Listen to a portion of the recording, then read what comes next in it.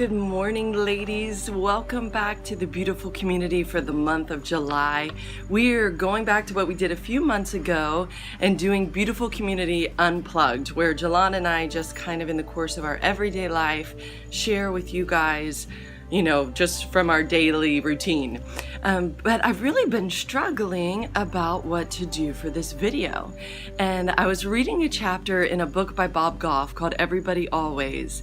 And he was talking about, he had been at this wax museum somewhere with his kids. I think they were in DC or someplace. And how he jumped in between these figures at the wax museum and was pretending to be this guy at this wax museum. And it was a real funny story.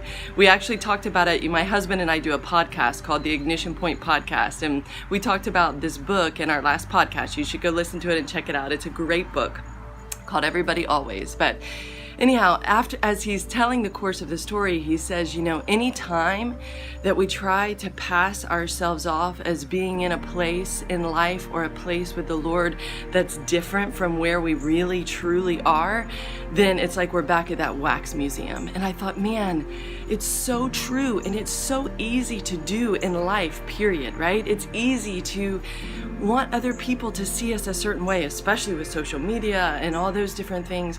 But even for me, like making this video, I want to be real with you guys. I don't want to ever pass myself off as being in some place that I'm not because I feel pressure or expectations. And so here's where I am. I think I came out of the womb slightly perfectionist, and it just increased from there. And I grew up with that drive and that high achieve. And it was never from an outside source. My parents were always like, Courtenay, chill out. You put too much pressure on yourself. And I talked a little bit in my last humility video in the month of June, about that teachability and the struggle that I had there in my early years of running a ministry. But recently, I've really had it coming up again. And it's been more like in the middle of the night, just all the ways that I shoulda, coulda, woulda. I should have done better in this. I should have loved these people better. I should have been less selfish. I should have parented better.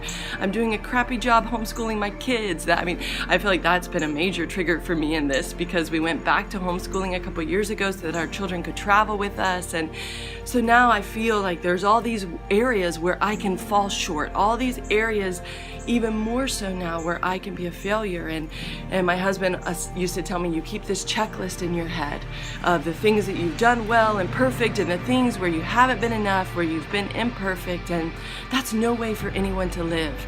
And so where the Lord brought me before through a major process of letting go of my art school, and where I think, with God, it's like layers of an onion. It's like, God, we've kind of been through this thing before, whatever it might be for you. For me right now, it's my perfectionism.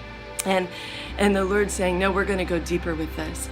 And I'm really just embracing that we are imperfect people leading imperfect stories. And in that life and in the imperfection of our stories is where the beauty of life is, where the beauty of Jesus is. And I'm always reminded of 2 Corinthians chapter 12 when Paul is crying out, take this thorn in the flesh from me, take this from me. And the Lord says, no, where you are weak, I am strong. And so I'm choosing lately, like every time I think, I should have done that differently, then I just say, you know what?